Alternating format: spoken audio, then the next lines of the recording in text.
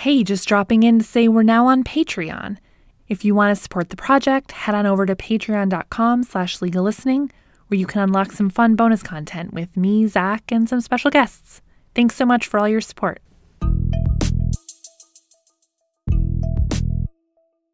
Hey, welcome to Legal Listening, where audio obiter is our thing.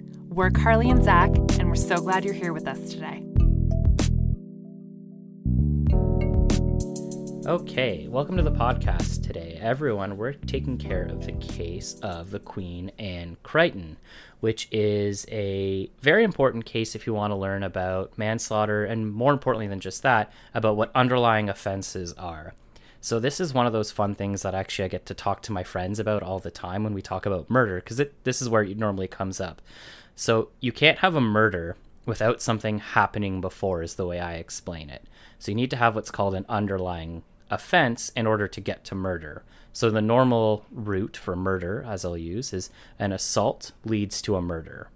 Without the assault, you can't have the murder because there's no way that person could have died. And so you have the different categories of murder, and this case deals with manslaughter, which is always another great legal topic to have to explain to people, the difference between murder and manslaughter, because there's always one example that people always give me. They're like, two people get into a fight, one person punches another person, the person falls over and hits the curb and breaks their neck and dies horribly. And I'm like, okay, that's kind of an example, but like, no, not really, unfortunately.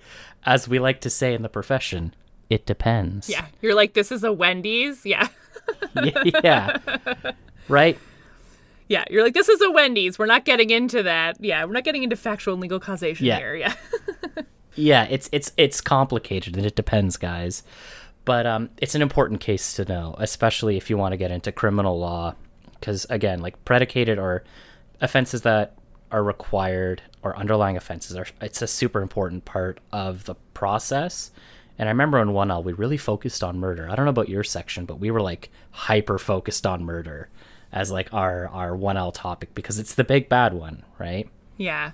No, we actually spent, I had forgotten this case existed until it popped up while I was recording The Queen and Barton, because we're releasing all the levels of that decision. And this comes up a lot because in Barton, the charge of manslaughter was predicated on an underlying unlawful act, which was sexual assault. So sexual assault is the underlying act leading to the death of Cindy Gladue for manslaughter.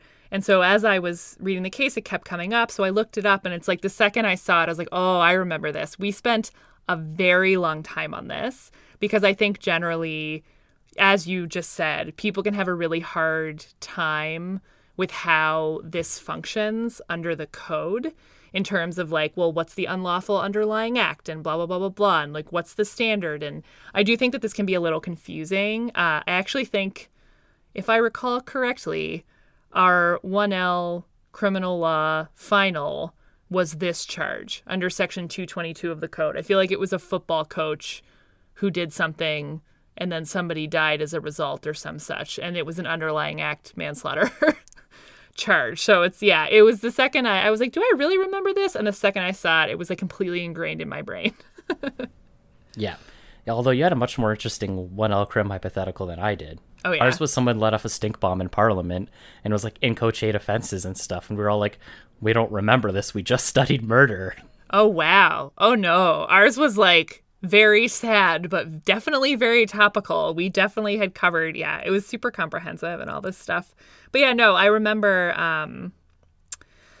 Yeah, it was a charter, right? Because like this comes up as a charter challenge, doesn't it? Or like it's an issue is whether I think so, yeah. Yeah, whether the section violates Section 7, yeah? Yeah, it's because it falls under the ambit of Section 7, which I'm quickly learning in like trial law is kind of like the catch-all section. Generally, if you're going to impugn legislation, it's going to come under Section 7 more so than the other sections of the charter that deal with legal rights, because Section 7 is so broad and it's better at capturing like the intention of the legislation versus, like Section 8, which is more related to actions undertaken by state agents versus, the state imposing whatever the rule or the law may be, like I said. So, your search and seizure, it could come up under the code, but more likely it's the actions of a police officer versus calling into question the intention of the law, which, like I said, 7's really good at capturing that stuff. So I think you see 7 a lot more for these cases than you would, 11B, for example, which is just a literal math calculation at this point. Oh, so that's what you think. That's what you think. But my whole life is 11B right now because of COVID. Okay, that's fair. That's fair. I mean, I'm talking broad strokes here. My whole life's going to be 11B shortly, too. Like, who knows what's going to happen with delay? We don't know. Everything's an exceptional circumstance. That's for another. The COVID delay is another day. But yeah, Creighton. I always found it was really interesting because, especially because like the media we consume, I find this one doesn't fit very well because they'll say, well, like I didn't know that someone might have died from what I did. In our law, or like I didn't intend to kill them, right? And our law is just kind of like, well, yeah, but like. That's not how it works. Like, that's not how the law works, right? Like, if you're doing something objectively dangerous. It's not about intention. Yeah. Yeah, right. It's all about those like, legal terms, like objective foreseeability of harm. And I think that's where, like, when, again, going back to the manslaughter example, I think that's where the disconnect between the law and, like, public understanding of what manslaughter is. Definitely. Right? It's like trying to, like, objective foreseeability of harm is hard to break down out of, like, the legal framework. Definitely. I always say that, like, if you set off fireworks inside of a house, like, it is objectively foreseeable great that somebody might be hurt, right? Yeah. Objectively foreseeable that you might burn down your house. Correct. Well, everyone enjoy this one. It's a great case to learn as a 1L, and it's even better to refresh yourself as you get into practice, because these are lessons you need to pick up on. Enjoy.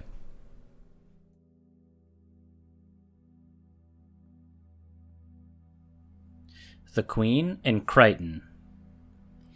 On appeal from the Court of Appeal for Ontario. The reasons of Chief Justice Lemaire, Justice Sopinka, Justice Iacobucci, and Justice Major were delivered by Chief Justice Lemaire. This case concerns the constitutionality of Section 222 sub 5 sub A of the Criminal Code, and specifically whether Section 7 of the Canadian Charter of Rights and Freedoms mandates a subjective mens rea for the crime of manslaughter. 1. Facts. The events giving rise to this appeal took place over an 18-hour period beginning on the evening of October 26, 1989. A group included the appellant, Mark Creighton, and the deceased, Miss Martin, consumed a large quantity of alcohol and cocaine that night. In the afternoon of the following day, the appellant, a companion, Frank Cadadieu, and the deceased planned to share their quantity of cocaine at the deceased's apartment. The evidence indicates that all of the parties involved were experienced cocaine users. The appellant obtained an 8-ball, or 3.5 grams, of cocaine. He did not seek to determine the quality or potency of the cocaine before injecting the drug intravenously into himself and Frank Cadadieu. With the consent of the deceased, the appellant then injected a quantity of cocaine into the deceased's right forearm. She immediately began to convulse violently and appeared to cease breathing. Subsequent expert testimony confirmed that, as a result of the injection, she had experienced a cardiac arrest and later asphyxiated on the contents of her stomach. Both the appellant and Mr. Cadadieu attempted to unsuccessfully resuscitate Miss Martin. Mr. Cadadieu indicated he wanted to call for emergency assistance, but the appellant, by verbal intimidation, convinced Mr. Cadadieu not to call 911. The appellant placed the deceased, who was still convulsing, on her bed. The appellant then proceeded to clean the apartment of any possible fingerprints. The two men left the apartment. Mr. Cadadieu returned unaccompanied to the deceased apartment 6 or 7 hours later and called for emergency assistance. Miss Martin was thereupon pronounced dead. The appellant related a substantially different version of the events in question, but this testimony was disbelieved by the trial judge. The appellant was charged with manslaughter. Defense counsel conceded at trial that the injection into the deceased's body constituted quote-unquote trafficking within the meaning of Section 4.1 of the Narcotic Control Act. The Crown argued that the appellant was guilty of manslaughter, as Miss Martin's death was the direct consequence of an unlawful act, contrary to Section 222, sub 5, sub A of the Criminal Code. The appellant was convicted of manslaughter on May 18, 1990, and sentenced to 4 years imprisonment. The appellant appealed to the Court of Appeal, which affirmed the conviction. 2. Relevant statutory and constitutional provisions. The Narcotic Control Act. 2. In this act, traffic means A. To manufacture, sell, give, administer, transport, send, deliver, or distribute, or B. To offer to do anything referred to in paragraph A, otherwise than under the authority of this act or the regulations. 4.1. No person shall traffic in a narcotic or any substance represented or held out by the person to be a narcotic. 2. No person shall have in his possession any narcotic for the purpose of trafficking. 3. Every person who contravenes subsection 1 or 2 is guilty of an indictable offense and liable to imprisonment for life. Criminal Code. Section 222, sub 5. A person commits culpable homicide when he causes the death of a human being, sub A, by means of an unlawful act, B, by means of criminal negligence. Section 234. Culpable homicide that is not murder or infanticide is manslaughter. Section 236. Everyone who commits manslaughter is guilty of an indictable offense and liable to imprisonment for life. 3. Decisions below. District Court.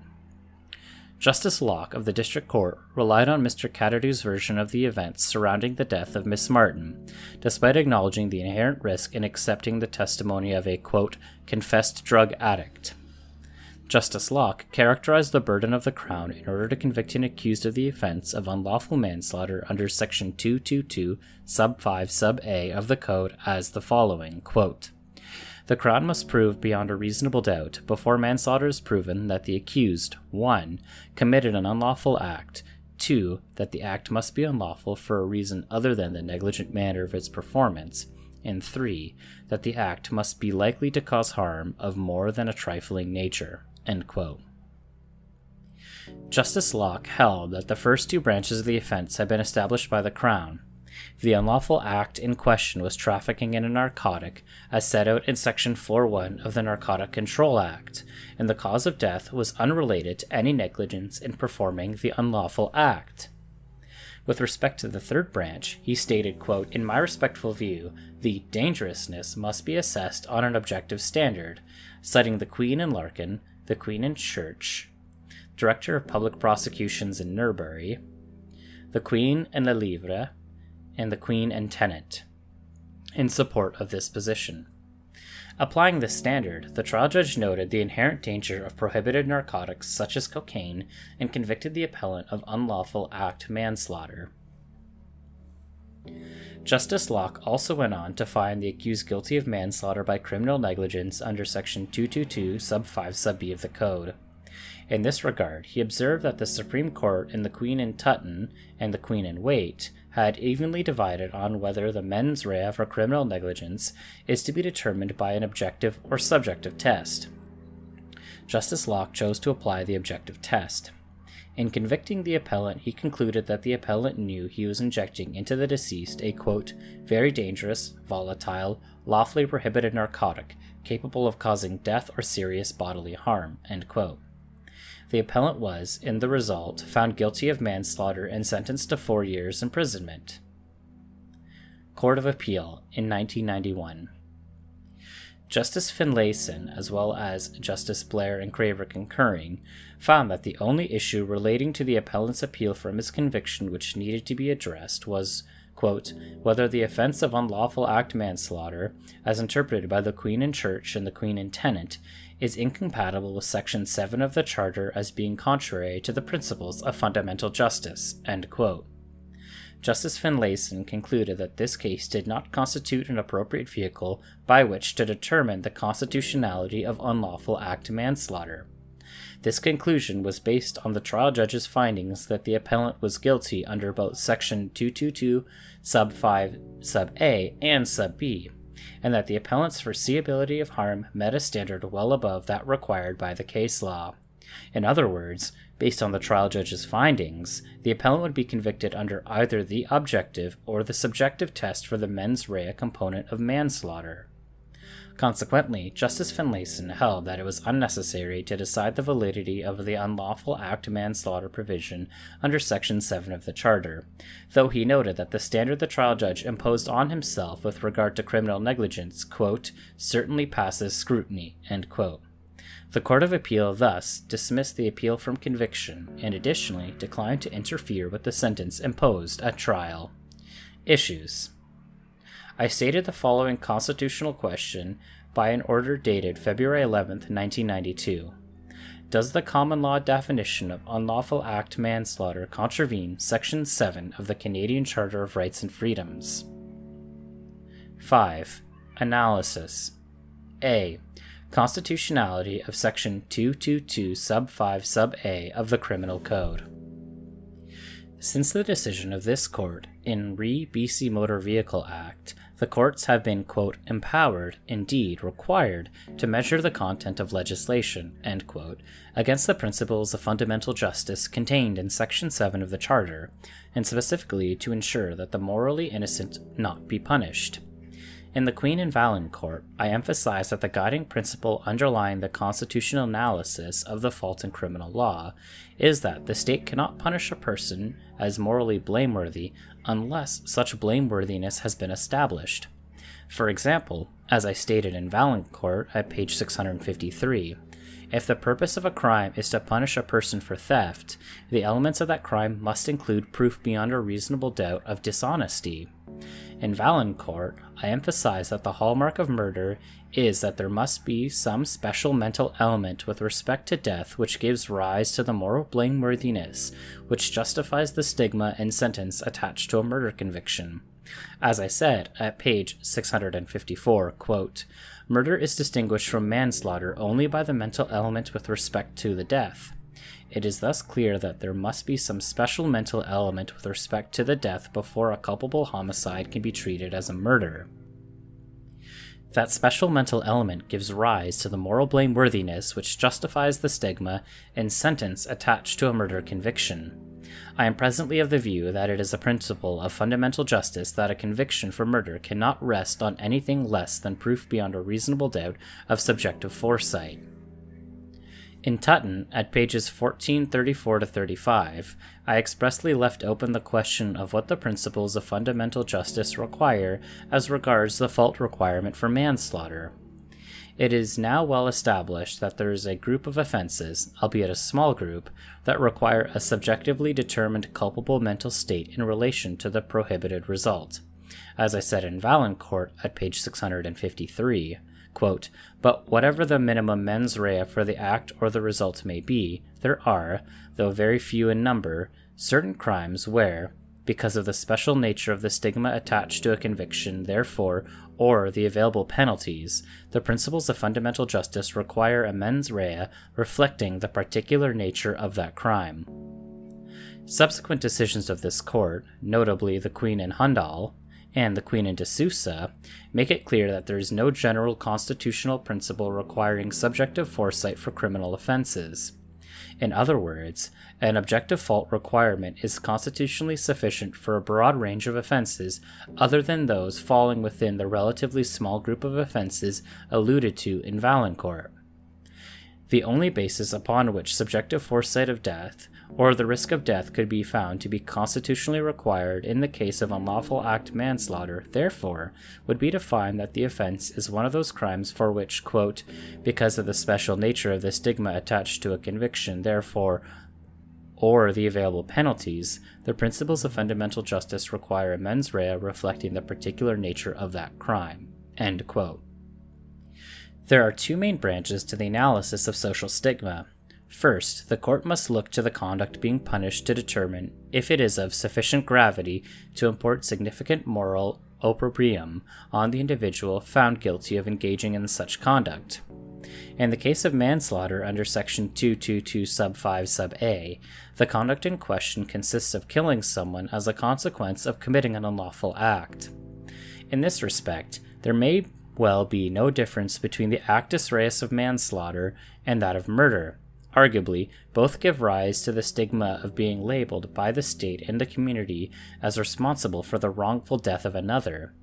Clearly, there can be no conduct in our society more grave than taking the life of another without justification. The second branch of the stigma test concerns the moral blameworthiness not of the offense, but of the offender found guilty of committing it. As a general proposition, more stigma will attach to those who knowingly engage in wrongful conduct than to those who recklessly or inadvertently engage in the same conduct. As I stated in the Queen and Martineau at pages 645 to 46, quote, "The rationale underlying the principle that subjective foresight of death is required before a person is labeled and punished as a murderer is linked to the more general principle that criminal liability for a particular result is not justified except where the actor possesses a culpable mental state in respect of that result. The essential role of requiring subjective foresight of death in the context of murder is to maintain a proportionality between the stigma and punishment attached to a murder conviction and the moral blameworthiness of the offender." End quote. In my view, the stigma which attaches to a conviction for unlawful act manslaughter is significant, but does not approach the opprobrium reserved in our society for those who knowingly or intentionally take the life of another. It is for this reason that manslaughter developed as a separate offense from murder at common law. What then is the constitutionality required fault element with respect to unlawful act manslaughter? In this regard, the recent decision of this court in D'Souza is instructive. At issue in that case was the constitutional sufficiency of the offense of unlawfully causing bodily harm, section 269 of the Code. The unanimous court, speaking through Justice Opinka, found that a fault requirement based on objective foreseeability of the risk of bodily harm, coupled with the fault requirement of the predicate unlawful act, which itself must be constitutionally sufficient, satisfies the principles of fundamental justice under Section 7 of the Charter. Justice Opinka for the court said at page 962, quote, "The mental element of Section 269, unlawfully causing bodily harm, has two separate aspects. The first aspect of the mental element is the requirement that an underlying offense with a constitutionally sufficient mental element has been committed. Additionally, Section 269 requires that the prosecution prove that the bodily harm caused by the underlying unlawful act was objectively foreseeable. This latter requirement ensures that all prosecutions under Section 269 contain at least a fault requirement based on an objective standard. As this court has not indicated that fundamental justice requires fault based on a subjective standard for all offenses, the mental element required by Section 269 passes constitutional muster unless Section 269 is one of those few offenses which, due to its stigma and penalty, require fault based on a subjective standard. I agree with the respondent and interveners that Section 269 has neither the stigma nor criminal sanction to require a more demanding mental element than it already has. The criminal sanction is flexible and thus can be tailored to suit circumstances of the case. The stigma associated with a conviction will generally reflect the degree of opprobrium which the underlying offense attracts. The stigma attached to the underlying offense will in turn influence the minimum mental requirement for that offense." End quote. With these comments, I respectfully agree. Moreover, in the recent case of the Queen and LSR, the Ontario Court of Appeal found, in the context of an examination of the offense of aggravated assault, which provides that everyone commits an aggravated assault who wounds, maims, disfigures, or endangers the life of the complainant, that objective foreseeability of wounding, maiming, disfiguring, or endangering the life of the complainant was a sufficient fault requirement to satisfy Section 7 of the Charter. In D'Souza, while Justice Opinka found that the offense of unlawfully causing bodily harm to require proof of objective foresight of the risk of bodily harm, he observed that there is no constitutional requirement that, in every case, it is necessary to prove a mental element extending to the consequences of unlawful conduct. With these comments I agree, for the reasons I shall now elaborate. I am of the view that while there is a general constitutional requirement that a mental element must relate to the consequences of an underlying act where an offense is structured in that fashion, the existence of that mental element may be established in one of two ways. First, for offenses where a consequence forms the essence of an offense, such that it can be said that the pith and substance of the offense includes a particular consequence, as is the case with death in the offense of unlawful act manslaughter, and with bodily harm in the offense of unlawfully causing bodily harm, a fault element must be demonstrated beyond a reasonable doubt in relation to that consequence. Secondly, for offenses where a consequence forms part of the actus reus of an offense, but where the essence of the offense is conduct which is inherently risky to life or limb, such offenses are therefore presumed to involve objective foresight of the risk. In other words, proof of the accused having engaged in prohibited conduct which is such that any reasonable person would inevitably have foreseen the risk involved will serve as a substitute for objective foresight, relieving the prosecution from having to introduce additional evidence to prove the existence of such foresight. The possibility of satisfying a constitutional requirement by means of such a substituted element was discussed in Valancourt at page 656, where I stated the following, quote, "Finally, the legislature, rather than simply eliminating any need to prove the essential element, may substitute proof of a different element. In my view, this will be constitutionally valid only if, upon proof beyond a reasonable doubt of the substituted element, it would be unreasonable for the trier of fact not to be satisfied beyond reasonable doubt of the existence of the essential element." End quote. Examples of the class of offenses where a substituted element for proof of foreseeability will satisfy Section 7 of the Charter are few, but would include offenses such as impaired driving causing bodily harm, impaired driving causing death, dangerous operation causing bodily harm, and dangerous operation causing death. What these offenses have in common is that the moral blameworthiness of the offense stems from the conduct of driving a car in a fashion which creates a high risk of injury. Whether such an injury leads to bodily harm or death will increase the seriousness of the punishment that will flow from a conviction, but the result does not alter the essence of the moral blameworthiness being punished. Thus, as I stated, unlawful act manslaughter falls into the class of offenses where a mental element in relation to the consequence must be established. But in any event, I find the stigma attached to a conviction for culpable homicide, albeit culpable homicide which is not murder, to be significant enough to require, at a minimum, objective foresight to the risk of death in order for the offense to comply with Section 7 of the Charter. Having concluded that Section 7 of the Charter requires nothing less than objective foreseeability of the risk of death, it remains to consider whether Section 222 sub 5 sub a is open to an interpretation that would render it constitutional in this regard. At the outset, it must be acknowledged that there is a considerable body of authority for the view that unlawful act manslaughter, as a matter of statutory interpretation, requires only objective foreseeability of the risk of harm. Many of these authorities are reviewed in the judgment of Justice Sapinka for the court in D'Souza. These authorities were reviewed, however, in connection with the court's discussion of the definition of the term, quote, unlawful act, end quote, and unlawful act manslaughter, rather than in the context of ruling on, as a matter of constitutional validity, what must be objectively foreseeable. The court in D'Souza, of course, was not addressing and did not decide the question of the proper interpretation of the fault requirement under Section 222 sub 5 sub a. There is, however, a persuasive argument to be made that, as a matter of statutory interpretation, unlawful act manslaughter requires objective foreseeability of the risk of death. This argument has been set forth with commendable conciseness by the Court of Appeal of Ontario in its decision, the Queen LSR. After a careful review of the decision of this court in D'Souza, the Court of Appeal concluded at page 280 that, quote, in D'Souza, the court required objective foresight of the risk of harm prescribed by Section 269, that is, the risk of bodily harm. If the parallel between the two sections, between Sections 269 and 268, is to be complete, Section 268 should require objective foresight of the risk of wounding, maiming, disfiguring, or endangering the life of the complainant. This interpretation would not only maintain the parallel between Section 269 and 268, but would also provide a symmetry between the result component of the actus reus and the fault requirement.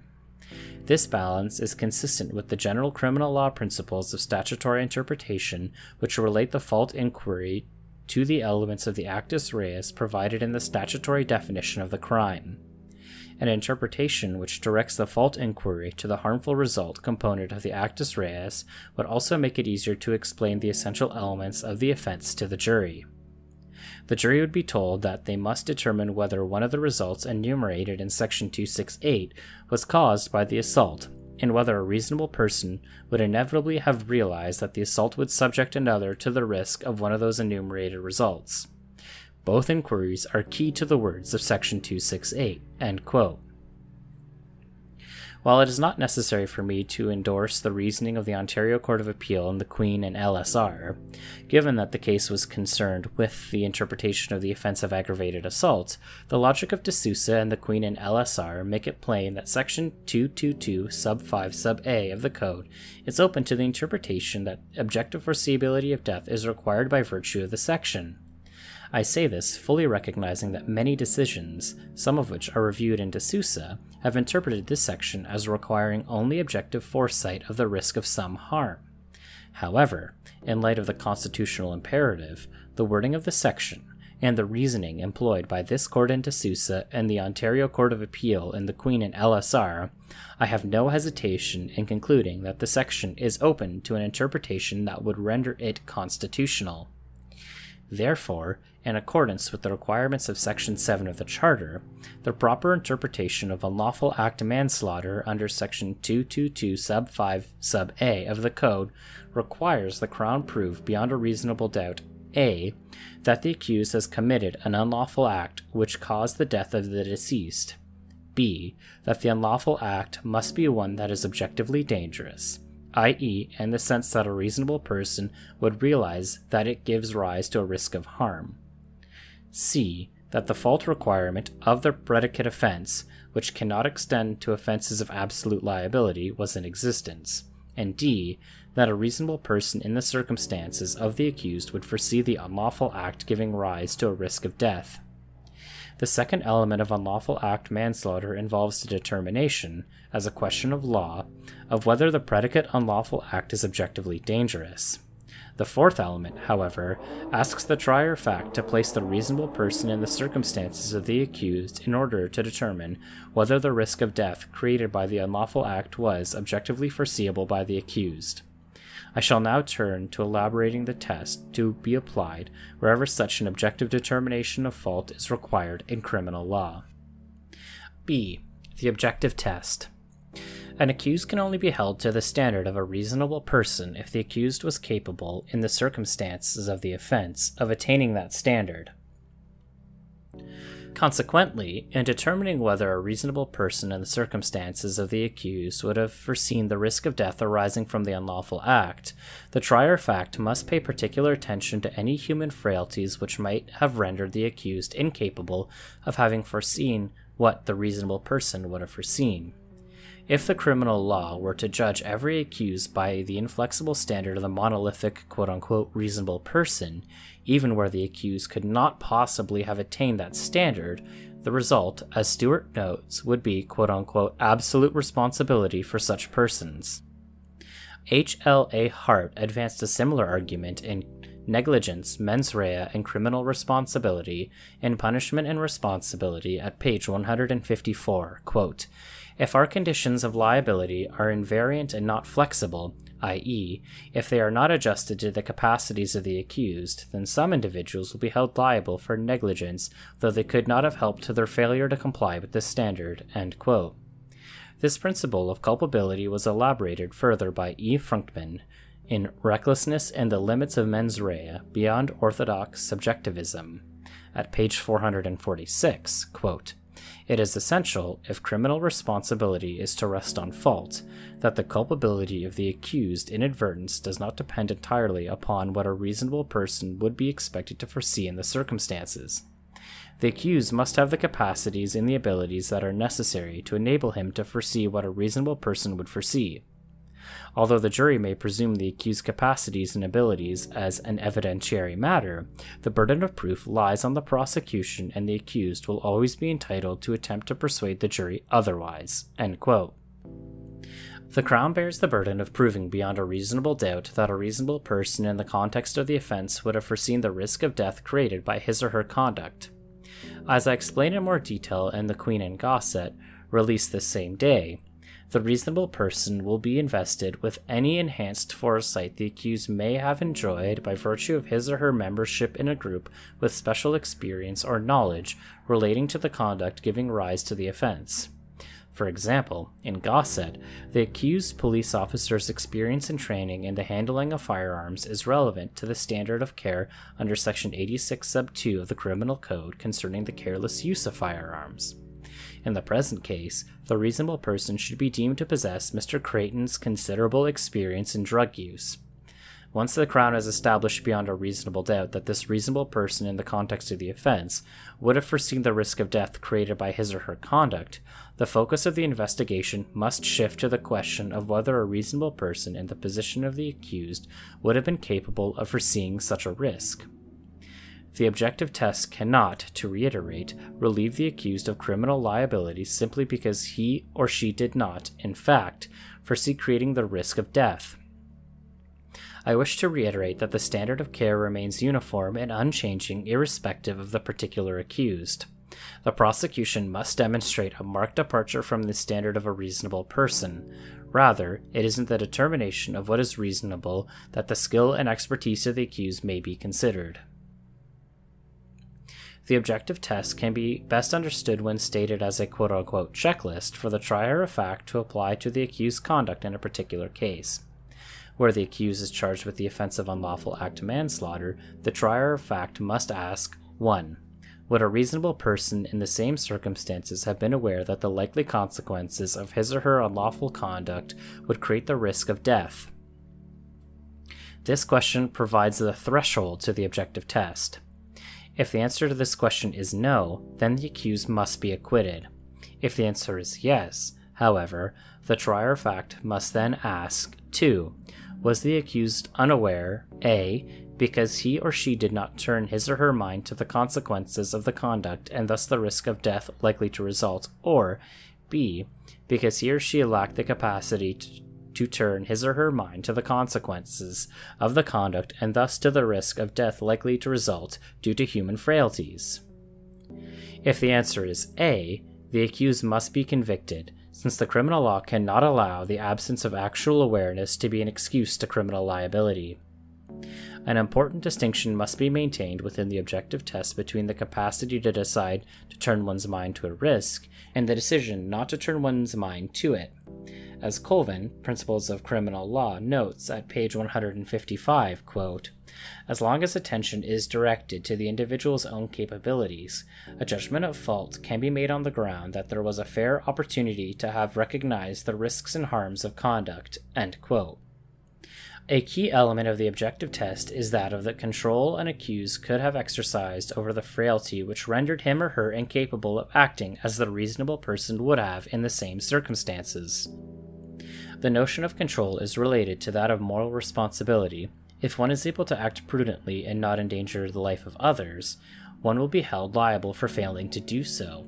One must be morally and criminally responsible to act according to his or her capacities not to inflict harm, even unintentional harm. By contrast, the inability to control a particular frailty which resulted in the creation of the risk may offer a moral excuse for having brought about that risk. Therefore, if the answer to the second branch of the objective test is B, the third and final stage of the inquiry is required. 3. In the context of that particular offense, would the reasonable person with the capacities of the accused have made him or herself aware of the likely consequences of the unlawful conduct and the resulting risk of death? In this inquiry, the accused's behavior is still measured against the standard of the reasonable person, but the reasonable person is constructed to account for the accused's particular capacities and resulting inability to perceive and address certain risks. This test is similar to that advocated by Hart in Negligence, Mens Rea, and Criminal Responsibility at page 154. 1. Did the accused fail to take those precautions which any reasonable man with normal capacities would, in the circumstances, have taken? 2. Could the accused, given his mental and physical capacities, have taken those precautions? It must be emphasized that this is not a subjective test. If a reasonable person with the frailties of the accused would nevertheless have appreciated the risk, and the accused did not in fact appreciate the risk, the accused must be convicted. The rationale of incorporating capacity into the objective determination of fault is analogous to the rationale underlying the defense of mistake in fact in criminal law, where an accused who has an honest and reasonable belief in an incorrect set of facts and acts on the basis of those facts is excused from punishment for the resulting harm. Human frailties which may affect the capacity of an accused to recognize the risks of unlawful conduct must be considered, however, not because they result in the accused believing in an incorrect set of facts, but rather because they render the accused incapable of perceiving the correct set of facts. It is, however, only those human frailties which relate to an accused's capacity to appreciate the risk in question that may be considered in this inquiry. I shall now turn to elaborating what quote-unquote human frailties may factor into the objective test. It is perhaps best to begin by stating clearly what is not included. Intoxication or impairment through drug use which occurs as a result of voluntary consumption cannot serve to vitiate liability for the risks created by the negligent conduct of an accused.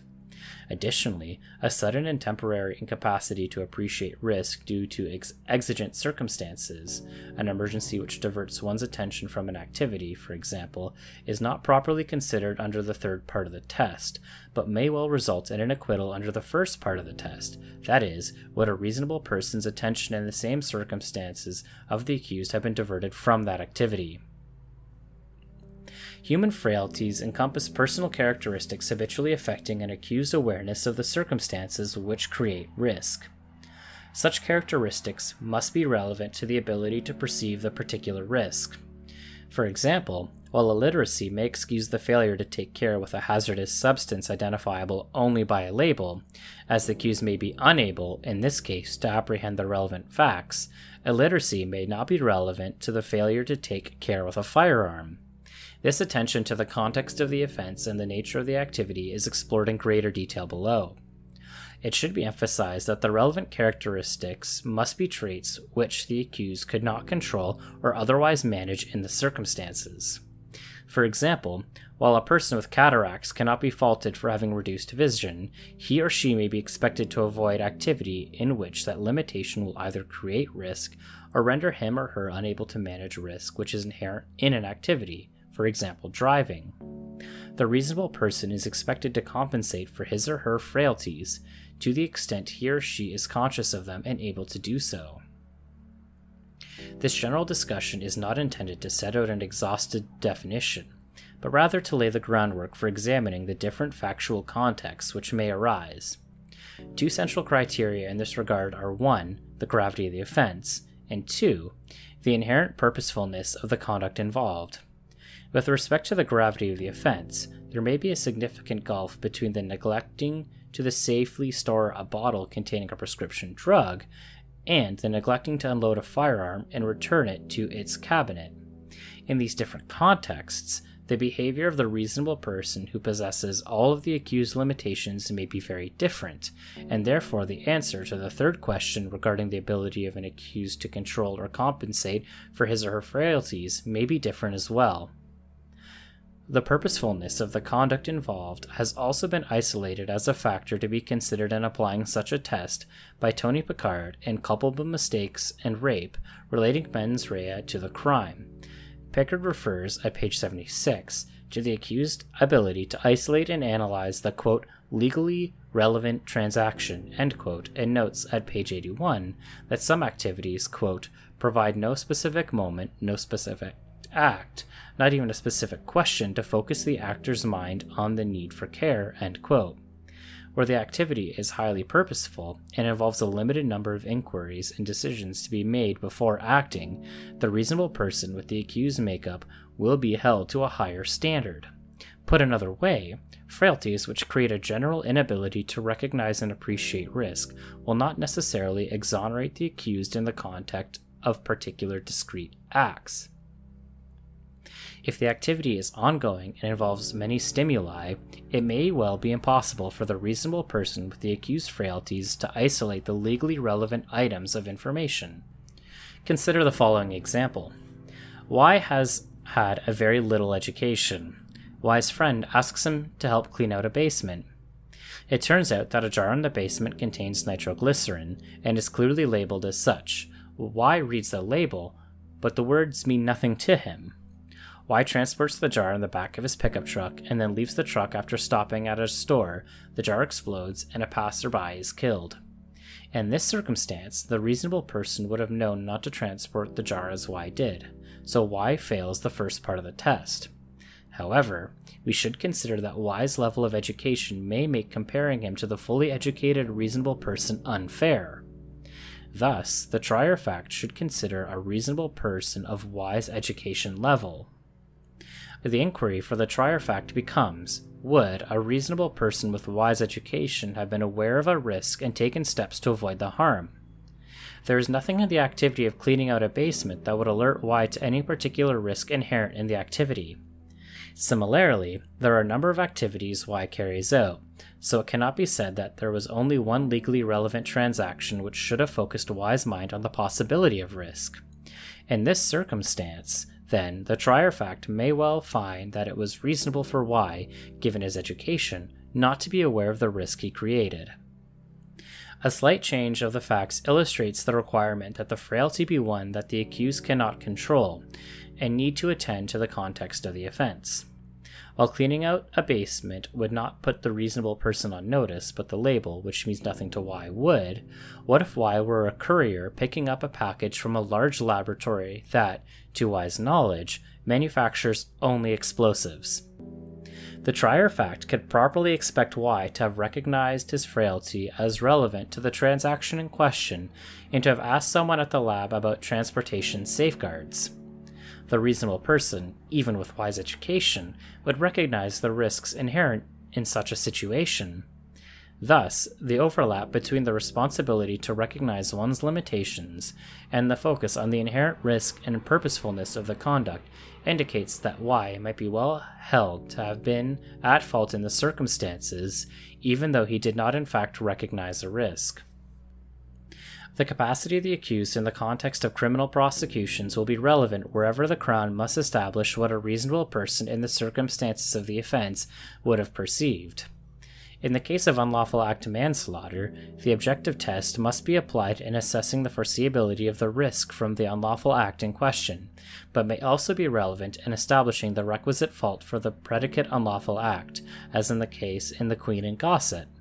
In Gossett, the accused was charged with unlawful act manslaughter, where the unlawful act was the careless use of a firearm contrary to Section 86(2) of the Criminal Code. As I indicate in that case, capacity will be relevant to the assessment of the accused's fault for the predicate unlawful act, as well as to the foreseeability of death arising from that unlawful act. C. Application of the objective test. Applied to the facts of this case, therefore, one must ask whether the reasonable individual in the circumstances of the offense and with Mr. Creighton's experience in drug use would have been aware of the risk of death arising from the injection of the deceased with the cocaine. In reviewing the evidence against Mr. Creighton, the trial judge stated the following, quote, "The accused evidence is that he would permit no one but himself to measure the dose of cocaine that he would accept by injection into his own body. That is evidence capable of the inference which I draw that Mr. Creighton, on the 27th of October, 1989, was knowledgeable of the dangerous propensity of the narcotic to cause death or serious bodily harm." Subsequently, the trial judge summarized his findings as follows, quote, "Mr. Creighton swore, in effect, that he was and is an experienced cocaine user. He said that he insisted on measuring out his own quantity of cocaine intake. From that evidence alone, I draw the inference that at the time he gave part of the narcotic he had purchased to Miss Martin, he knew she was going to ingest it immediately. He also knew that he was giving her a very dangerous, volatile, lawfully prohibited narcotic capable of causing death or serious bodily harm. At the end of all the evidence and argument, the Crown has proven beyond a reasonable doubt that the accused trafficked in cocaine. The very narcotic he gave to the deceased caused her death, and his act of giving it was an intentional one. It was an unlawful criminal act.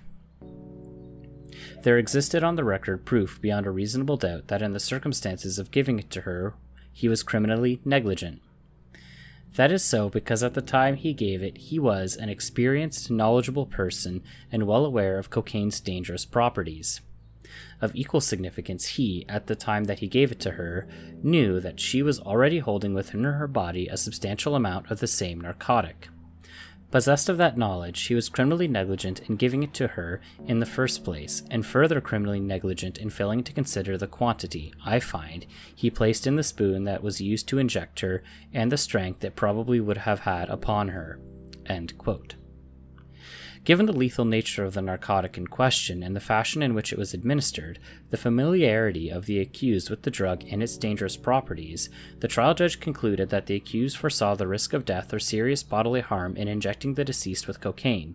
Indeed, when first informed of the charges against him, the appellant was appraised of the death of Miss Martin as a result of a cocaine overdose, to which he responded the following, quote, "You know better than I that stuff kills a lot of people. I hear lots of things about people dying of drug overdoses, but I don't know them, so I don't care." End quote.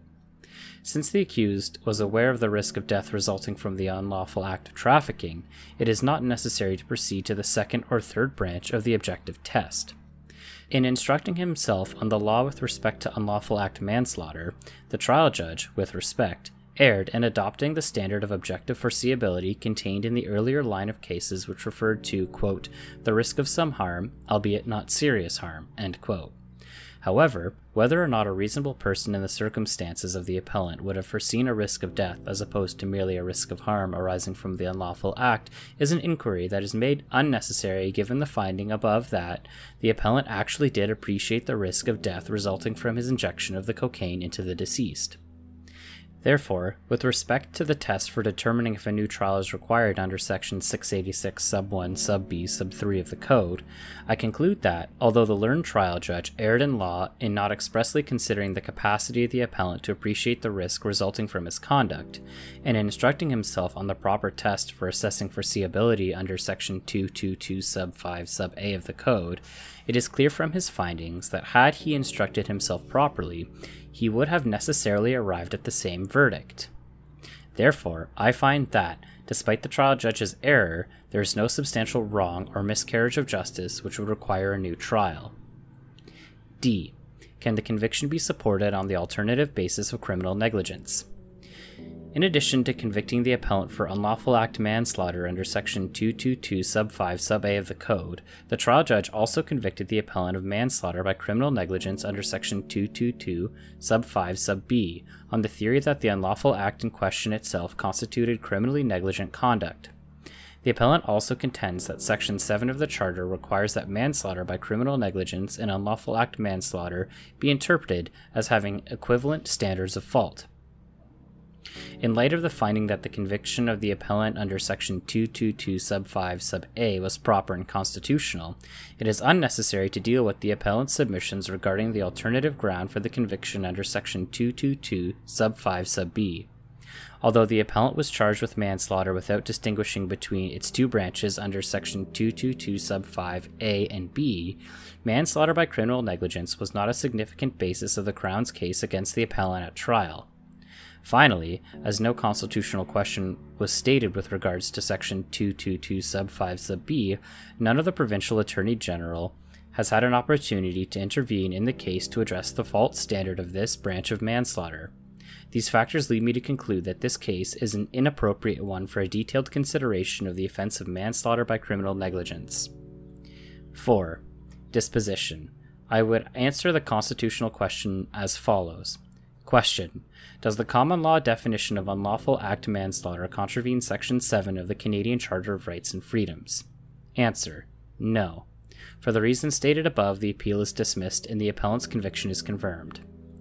The following are the reasons delivered by Justice Laforêt. I have had the advantage of reading the reasons of my colleagues, the Chief Justice and Justice McLaughlin.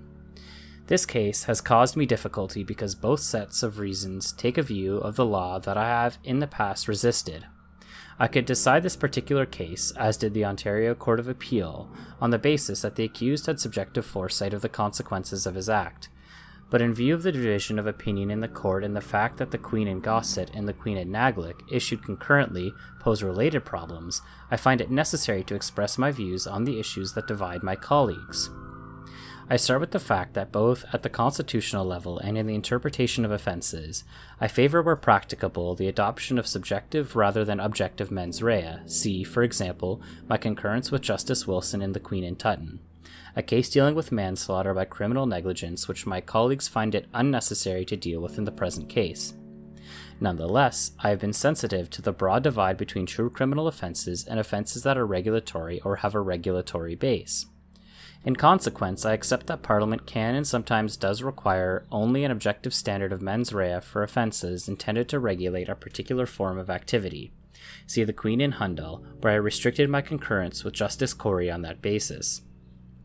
As can be seen from the reasons of Justice McLaughlin in the present case, the specific requirements of these regulatory and quasi-regulatory offences constitute the major theoretical justification for objective mens rea. I was concerned about the application of the doctrine to offences of a truly criminal character that apply to a wide variety of circumstances. However, any possibility of limiting objective mens rea to regulatory offences or offences having a regulatory base has now been overtaken by the unanimous decision of the panel, comprising a majority of the court, in the Queen in D'Souza. It was there held that in a charge under Section 269 of the Criminal Code of unlawfully causing bodily harm, it was sufficient to establish that the accused intended to cause the unlawful act, which was interpreted as being a dangerous act, that caused the bodily harm, and that a reasonable person would have realized that the unlawful act would subject another person to the risk of bodily harm. In short, the court held that the underlying offense required personal fault, but it was sufficient if there was objective foreseeability of consequences. The case further held that the mens rea requirements conformed with the principles of fundamental justice within the meaning of Section 7 of the Canadian Charter of Rights and Freedoms. In D'Souza, the court relied on earlier authorities relating to unlawful act manslaughter, the relevant charge in the present case, and for my part, I cannot distinguish between the mens rea requirement in the two offenses. That an unlawful act may result in death or simply bodily harm is purely fortuitous. Justice McLaughlin's reasoning on this point is persuasive. On my reading of D'Souza, I would have thought that it settled the second point of contention between my colleagues, i.e., whether objective mens rea as to consequence should be qualified in the manner proposed by the Chief Justice. The rationale underlying the case would seem to me to favor the position taken by Justice McLaughlin. Since my colleagues have not read the case, however, I shall attempt to give my reasons for preferring one position over the other. While the theoretical differences may be profound, it must be confessed that, in the bulk of cases, there may be less difference in practical result between the adoption of a subjective or an objective approach to mens rea than the proponents of either view would admit. Though Tutton itself was a case where the difference did matter, a careful reading of the competing reasons in that case, I think, demonstrates the truth of what I have just said. To demonstrate, a jury deciding on whether a person adverted to an act or its consequences is bound to be affected by its view of what a reasonable person would do in the circumstances. Similarly, the specific circumstances may well affect a jury's view of what is reasonable. There are important educative and psychological differences between the two approaches that have led me to prefer the subjective view of mens rea. That view underlines that no one will be punished for anything he or she did not intend or at least advert to, and its use supports one's feeling that a morally innocent person will not be punished. The objective view, however qualified, does not fully serve these ends. It is true that the qualified objective view would theoretically protect some of the individuals the subjective view would protect, but by no means all. See Tutton, per Justice Wilson, at page 1419. And it does not respond to the educative and psychological ends sought to be attained by those advocating subjective mens rea. Indeed, it introduces a differentiation between individuals in criminal proceedings that, however well meant, seems foreign to our law. What is more, the qualified objective approach loses most of the practical advantages sought to be attained by the objective approach. Indeed, some of the difficulties that have been perceived to result from the adoption of the subjective view would be exacerbated. I think, in particular, of the difficulties of instructing a jury. On this question, too, I find Justice McLaughlin's reasons more persuasive. The judgment of Justice Leroux Dubé, Gonthier, Corey, and McLaughlin was delivered by Justice McLaughlin. This appeal considers the constitutional status of Section 222 sub 5 sub a of the Criminal Code. In particular, the constitutional question stated by the Chief Justice asks, quote, "Does the common law definition of unlawful act manslaughter contravene Section 7 of the Canadian Charter of Rights and Freedoms?" End quote. The facts and judgment below have been set out by the Chief Justice. In brief, Mr. Creighton was convicted of manslaughter arising from the death of Kimberly Ann Martin, who died as a result of an injection of cocaine given by Mr. Creighton. The trial judge found that the death constituted manslaughter either on the ground that it was caused by an unlawful act or on the ground that it was caused by criminal negligence. I respectfully disagree with the Chief Justice on 2 points. The first is his conclusion that the common law offense of manslaughter is unconstitutional because it does not require foreseeability of death. The Chief Justice concludes that the offense of manslaughter must quote-unquote read up to include this requirement in order to bring it into line with the principles of fundamental justice enshrined in Section 7 of the Charter, and in particular with the principle that the moral fault required for conviction be commensurate with the gravity and the stigma of the offense. In my view, the offense of unlawful act manslaughter, as defined by our courts and in those in other jurisdictions for many centuries, is entirely consistent with the principles of fundamental justice. There is no need to read up its requirements. As it stands, it conforms to the Charter. The second point on which I respectfully diverge is the Chief Justice's conclusion that the standard of care on the objective test in manslaughter and in crimes of negligence varies with the degree of experience, education, and other personal characteristics of the accused. This leads the Chief Justice to hold Mr. Creighton to a higher standard of care than that of the reasonable person in determining if he would have foreseen the risk in question, because Creighton's long experience as a drug user. For the reasons set out below, I believe the appropriate standard to be that of the reasonable person in all of the circumstances of the case. The criminal law is not concerned with setting minimum standards of conduct. The standards are not to be altered because the accused possesses more or less experience than the hypothetical average reasonable person. I will first turn to the common law test for manslaughter and address the constitutional question as stated by the Chief Justice. A. Constitutionality of the requirement of foreseeability of bodily injury in manslaughter. 1. The mens rea of manslaughter. The Criminal Code defines 3 general types of culpable homicide. There is murder, the intentional killing of another human being. There is infanticide, the intentional killing of a child.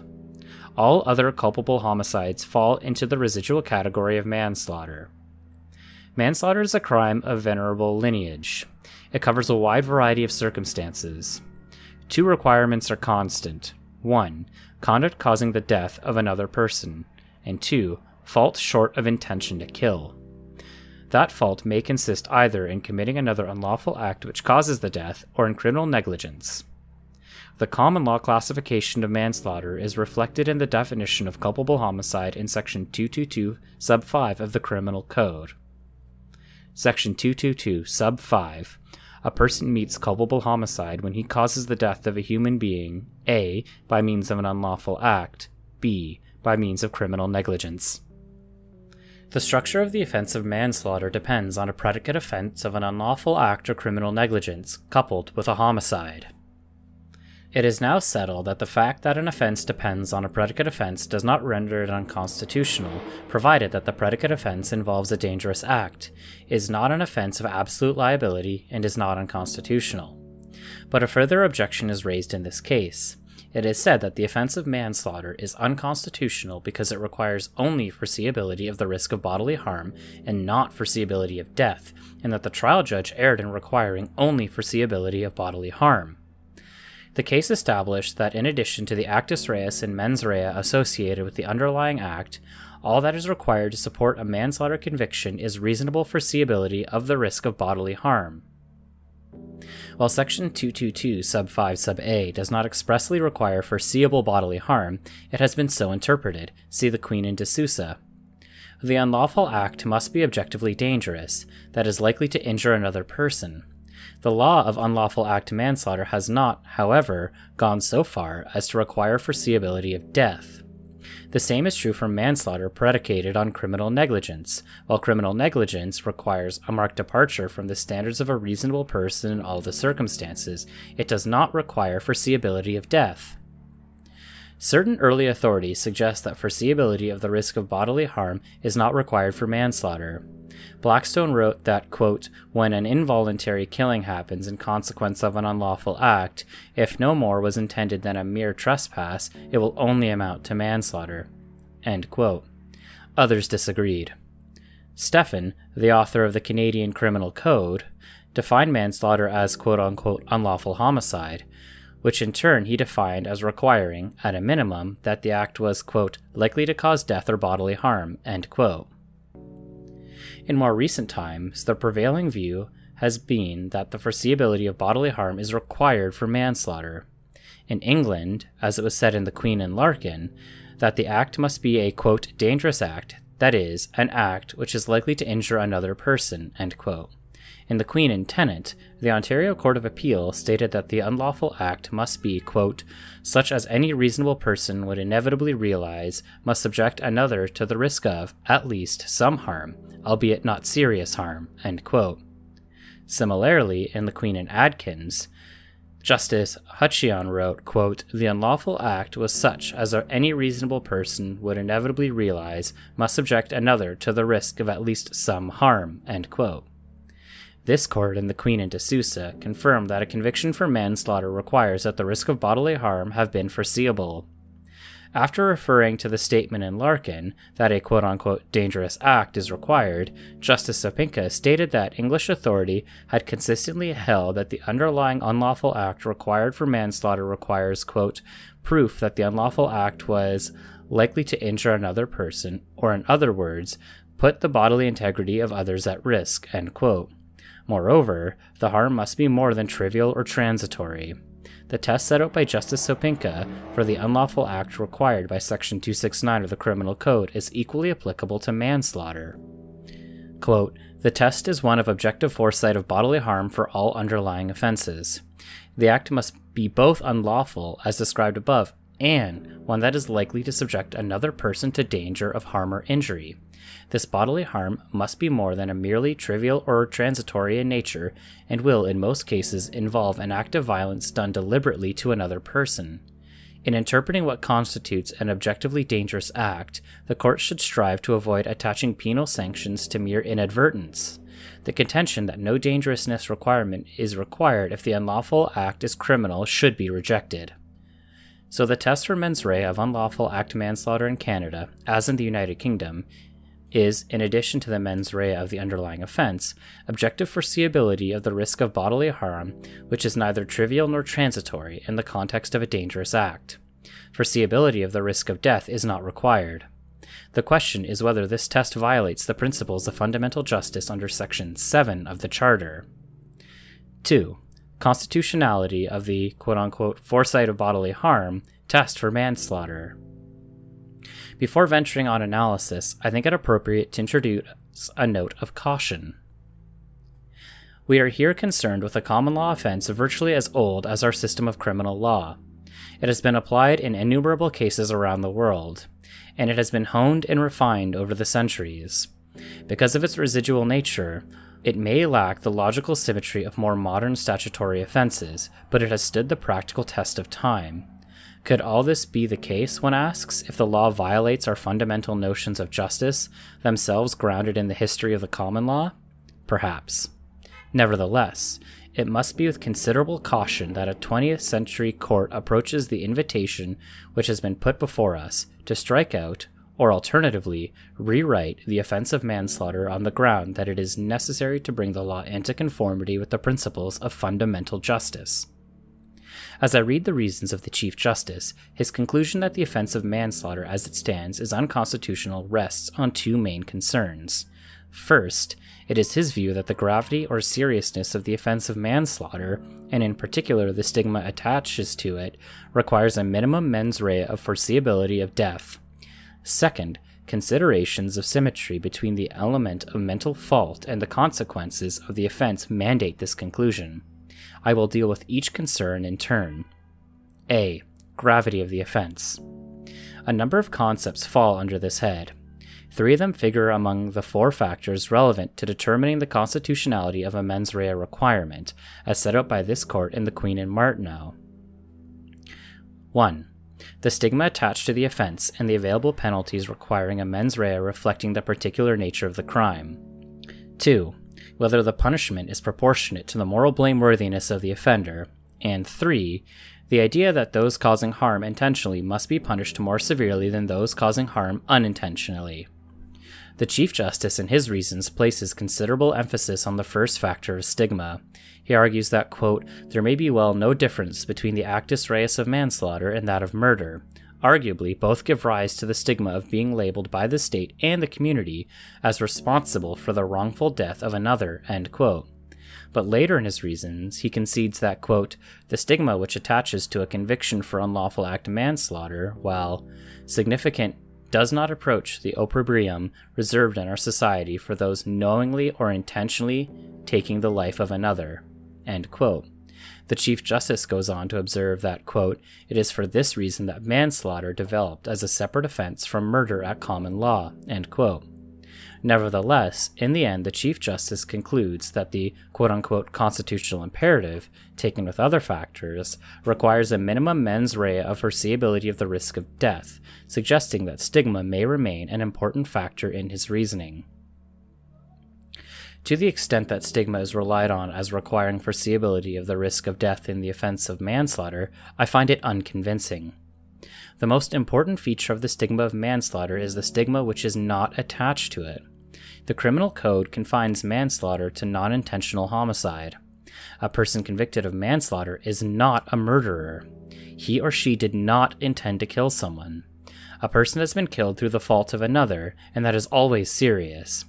But by the very act of calling the killing manslaughter, the law indicates that the killing is less blameworthy than murder. It may arise from negligence, or it may arise as an intended result of a lesser unlawful act. The conduct is blameworthy and must be punished, but its stigma does not approach that of murder. To put it another way, the stigma attached to manslaughter is an appropriate stigma. Manslaughter is not like constructive murder, where one could say that a person who did not in fact commit murder might be inappropriately branded with the stigma of murder. The stigma associated with manslaughter is arguably exact what it should be for an unintentional killing in circumstances where risk of bodily harm was foreseeable. There is much common sense in the following observation, quote, the offender has killed, and it does not seem wrong in principle that, when he is far from blameless, he should be convicted of an offense of homicide. To some extent, it must be an intuitive conclusion, but it does not seem too difficult to argue that those who kill and that those who are going to be convicted of something should be convicted of homicide. That, after all, is what they have done. End quote. It would shock the public's conscience to think that a person would be convicted of manslaughter absent any moral fault based on foreseeability of harm. Conversely, it might well shock the public's conscience to convict a person who killed another only of aggravated assault, the result of requiring foreseeability of death, on the sole basis that the risk of death was not reasonably foreseeable. The terrible consequences of death demands more.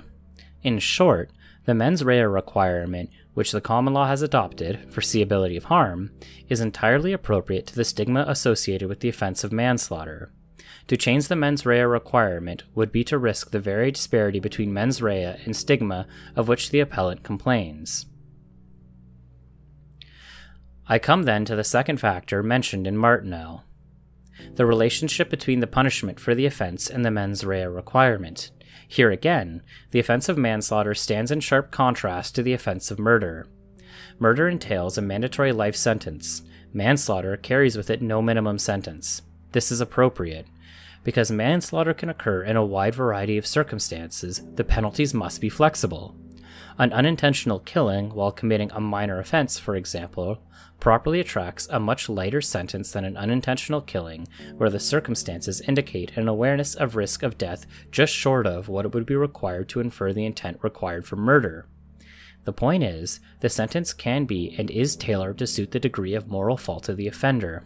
This court acknowledged this in Martineau at page 647, quote, "The more flexible sentencing scheme under a conviction for manslaughter is in accord with the principle that punishment be meted out with regard to the level of moral blameworthiness of the offender." End quote. It follows that the sentence attached to manslaughter does not require elevation of the degree of mens rea for the offense. This brings me to the third factor relating to the gravity of the offense set out in Martineau, the principle that those causing harm intentionally must be punished more severely than those causing harm unintentionally. As noted, this principle is strictly observed in the case of manslaughter. It is by definition an unintentional crime. Accordingly, the penalties imposed are typically less than for its intentional counterpart, murder. I conclude that the standard of mens rea required for manslaughter is appropriately tailored to the seriousness of the offense. B. Symmetry between the element of fault and the consequences of the offense. The Chief Justice correctly observes that the criminal law has traditionally aimed at symmetry between the mens rea and the prohibited consequences of the offense. The actus reus generally consists of an act bringing about a prohibited consequence, e.g., death. Criminal law theory suggests that the accompanying mens rea must go to the prohibited consequence. The moral fault of the accused lies in the act of bringing about that consequence. The Chief Justice reasons from this proposition that since manslaughter is an offense involving the prohibited act of killing another, a mens rea of foreseeability of harm is insufficient. What is required is foreseeability of death. The conclusion that the offense of manslaughter is unconstitutional because it does not require appreciation of the consequential risk of death rests on two propositions. 1. That the risk of bodily harm is appreciably different from risk of death in the context of manslaughter, and 2. That the principle of absolute symmetry between mens rea and each consequence of criminal offense is not only a general rule of criminal law, but a principle of fundamental justice which sets a constitutional minimum. In my view, neither of these propositions is free from doubt. I turn first to the distinction between an appreciation of the risk of bodily harm and the risk of death in the context of manslaughter. In my view, when the risk of bodily harm is combined with the established rule that a wrongdoer must take his victim as he finds him, and the fact that death did in fact occur, the distinction disappears. The accused who asserts that the risk of death was not foreseeable is in effect asserting that a normal person would not have died in these circumstances, and that he could not foresee the peculiar vulnerability of the victim. Therefore, he says, he should be convicted only of assault causing bodily harm or some lesser offense. This is to abrogate the thin skull rule which requires that the wrongdoer take the victim as he finds him. Conversely, to combine the test of reasonable foreseeability of bodily harm with the thin skull rule is to mandate that in some cases, foreseeability of the risk of bodily harm alone will properly result in a conviction for manslaughter. What the appellant asks us to do, then, is to abandon the quote-unquote thin skull rule. It is this rule which, on analysis, is alleged to be unjust. Such a conclusion I cannot accept. The law has consistently set its face against such a policy. It decrees that the aggressor must take his victim as he finds him. As Chief Justice Lord Ellenborough discussed in the principle nearly 2 centuries ago, quote, "He who deals in a perilous article must be wary of how he deals. Otherwise, if he observe not proper caution, he will be responsible. It is an universal principle that when a man is charged with doing an act, of which the probable consequence may be highly injurious, the intention is an inference of law resulting from doing the act." Justice Stephen illustrated the principle in a similar fashion in The Queen and Cerne. Quote, "When a person began doing wicked acts for his own base purposes, he risked his own life as well as that of others. The kind of crime does not differ in any serious degree from one committed by using a deadly weapon, such as a bludgeon, a pistol, or a knife. If a man once begins attacking the human body in such a way, he must take the consequences if he goes further than he intended when he began." End quote.